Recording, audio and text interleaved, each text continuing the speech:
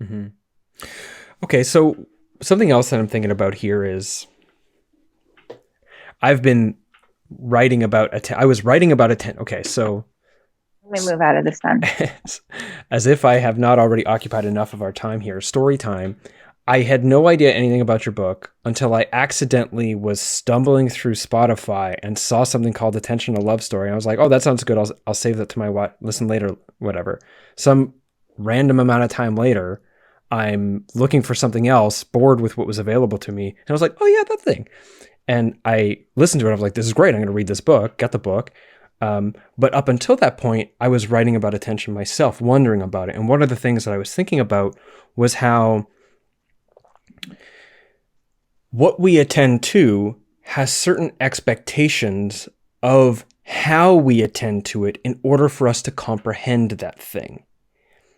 And our brain, our entire nervous system, including the functioning of our cognition and attentional behaviors, work towards habituating certain things so they run automatically for efficiency. And so and we're likely, energy moves in the easiest direction. So whatever is most developed is going to be the thing that we're most likely to do. So if in a context where the technology, which is already very easy, it's designed to be really easy and really, like you said, euphoric to just get lost in it. If that's already easy and we're falling into it repeatedly, then the manner of attention that this technology patterns into us as our baseline manner of attention, how does that impact then the meaning landscape of our lives?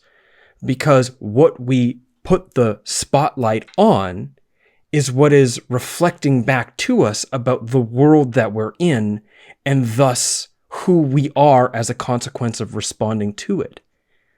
So I'm thinking about these things that come up into your book, and then you're exploring things where there were people asking questions about attention that were closer to what I just said than are the phones hurting our ability to read a book. Right. So I'm wondering if you can explore for us a little bit what you learned about the sort of deeper, say, maybe philosophical wonderings about what attention is and why attention matters. Yeah, thank you for asking that because I do feel a little like I'm sort of, it's not that inspiring to talk about technology and attention on that superficial level because we all know about that, right? Just from our lived experience. But what does and what did really, really move me about this subject were writers like David Foster Wallace, the novelist who committed suicide in 2006. There are a few writers in my book for whom attention was an absolute obsession. And I think, I mean, who knows, but I think from having read him that attention became even more and more important to Wallace as he got older.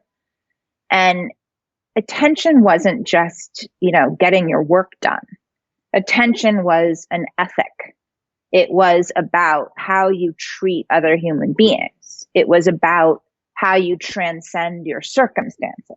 It was about the absolute biggest things, biggest aspects of how we live our life. And he talks about it in Infinite Jest. He talks about it in his famous commencement speech that he gave at Kenyon College, where he's talking to a bunch of college kids being like, look, you guys don't even know what it's going to be like after you graduate. You're going to have some dreary job. You're going to have to go to the grocery store when you finish work. You're going to be exhausted and cranky. You're going to be at this grocery store stuck online, dismissing, being contemptuous towards the people around you. But if you can look at them with attention, you can imagine an alternative that's full of imagination and compassion. So it is the philosophical obsession for him, for Simone Weil, the French mystic and philosopher who said attention is the purest form of generosity. And, when you think about like what it is to give someone your full attention, you know what she's talking about.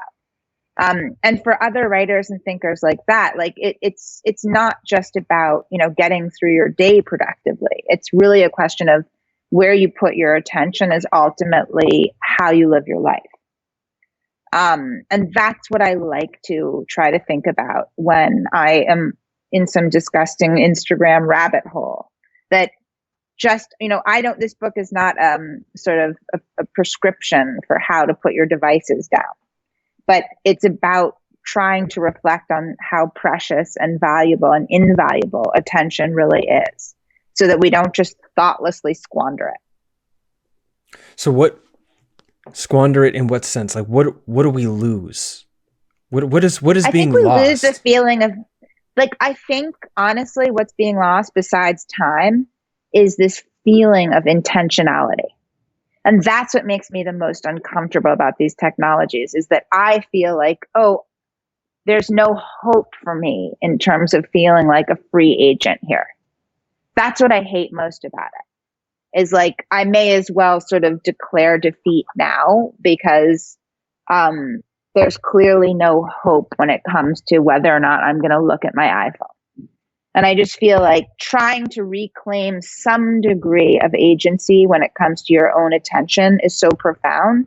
And all the more so this year, now that our lives are so entirely on screen. I feel like it's all the more urgent to realize your attention is your single most precious resource,